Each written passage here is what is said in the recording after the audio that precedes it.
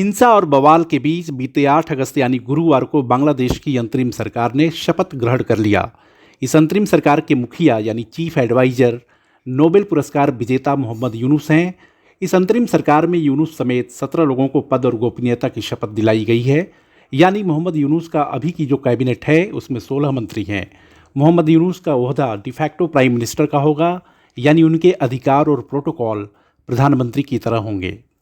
84 साल के हो चुके मोहम्मद यूनुस के सामने कई बड़ी चुनौतियां हैं। सबसे बड़ी चुनौती शेख हसीना की सरकार के जाने के बाद देश में हिंदुओं समेत अल्पसंख्यकों पर हो रहे हमलों पर रोक लगाना, शांति और स्थिरता पैदा करना है। यूनुस की मदद के लिए 16 लोगों की एक भारी भरकम टीम ने शपथ ली है। इनका दर्जा कैबिनेट मंत्री का है। टीम में रक्षा, सुरक्षा, कूटनीति, इकोनॉमी, एक्टिविस्ट यानी हर बड़े क्षेत्रों से जुड़े दिग्गजों को रखा गया है। इनमें से ज़्यादातर लोग एनजीओ से जुड़े हुए हैं। गौर करने वाली बात है कि मोहम्मद यूनुस ने रक्षा, सशस्त्र बल, शिक्षा, भूमि, कपड़ा, जूट, पावर, आईबी मिनिस्ट्री समेत 27 विभाग अपने पास रखे हैं। यूनुस की मदद करने के लिए जो 16 लोगों की टीम बनी है उस पर एक नज़र डालते हैं। दूसरे हैं डॉक्टर सालेहुद्दीन। इन्हें वित्त और योजना मंत्रालयों की जिम्मेदारी मिली है। सालेहुद्दीन बांग्लादेश के सेंट्रल बैंक यानी बांग्लादेश बैंक के पूर्व गवर्नर हैं। इस पद पर वो 2005 से 2009 तक रहे थे। तीसरे हैं एएफ हसन आरिफ। आरिफ को लोकल गवर्नमेंट, ग्रामीण विकास और कोऑपरेटिव की जिम्मेदारी मिली है। आरिफ पेशे से वकील रह चुके हैं। इन्होंने अपनी वकालत कोलकाता हाई कोर्ट में शुरू की थी, बाद में ढाका चले गए। चौथे हैं ब्रिगेडियर जनरल मोहम्मद शखावत हुसैन। सेना से रिटायर हो चुके हुसैन गृह मंत्रालय को देखेंगे, यानी इनके कंधों पर देश की आंतरिक सुरक्षा बनाए रखने की बड़ी जिम्मेदारी होगी। हुसैन 1966 में कमीशन हुए थे। पांचवें हैं एम तौहीद हुसैन। इन्हें कोई विभाग या पोर्टफोलियो नहीं मिला है। हुसैन बांग्लादेश के पूर्व विदेश सचिव हैं। ये 1981 में विदेश सेवा में आए थे। 2001 से 2005 तक यह कोलकाता में बांग्लादेश के डिप्टी हाई कमिश्नर रहे। छठवें हैं अदिलुर रहमान खान। खान को उद्योग मंत्रालय की जिम्मेदारी दी गई है। इन्होंने अपने करियर की शुरुआत वकील के रूप में की थी। बाद में इन्हें बांग्लादेश का डिप्टी अटॉर्नी जनरल यानी महान्यायवादी बनाया गया था। इस पद पर वह 2001 से 2007 तक रहे थे। सातवें हैं डॉक्टर आसिफ नजरुल। नजरुल देश के कानून मंत्री हैं। अभी ये ढाका विश्वविद्यालय में कानून के प्रोफेसर हैं। इन्होंने रिसर्च और सिविल सोसाइटी के एक्टिविस्ट के रूप में काम किया है। इन्होंने इंटरनेशनल लॉ की पढ़ाई लंदन यूनिवर्सिटी से की है। आठवीं है फरीदा अख्तर। फरीदा को मत्स्य और आजीविका विभाग की जिम्मेदारी दी गई है। यह बांग्लादेश की प्रमुख मानवाधिकार कार्यकर्ता हैं। इनको जैव विविधता पर आधारित कृषि का अनुभव है। अभी यह एनजीओ यूबीनिक की एग्जीक्यूटिव डायरेक्टर हैं।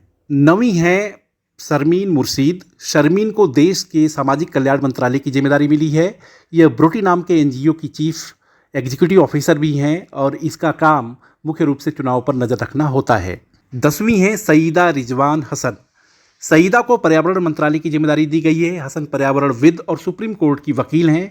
पर्यावरण के क्षेत्र में काम करने के लिए इन्हें 2012 में रॉमन मैग्सेसे अवार्ड मिला था। टाइम मैगजीन ने हीरो ऑफ द एनवायरनमेंट कहा है। 11वीं है नूरजहां बेगम। नूरजहां को स्वास्थ्य मंत्रालय मिला है। ये मोहम्मद यूनुस के शुरुआती सहयोगियों में से एक रही हैं। इन्होंने 1976 में जर्मन बैंक प्रोजेक्ट को स्थापित करने में यूनुस की मदद की थी। खासतौर पर ग्रामीण महिलाओं को इस प्रोजेक्ट से जोड़ने में इनकी एक बड़ी भूमिका रही है। 12वें हैं विधान रंजन राय पोद्दार। विधान को अभी कोई पोर्टफोलियो या विभाग आवंटित नहीं हुआ है। पोद्दार पेशे से साइकेट्रिस्ट हैं।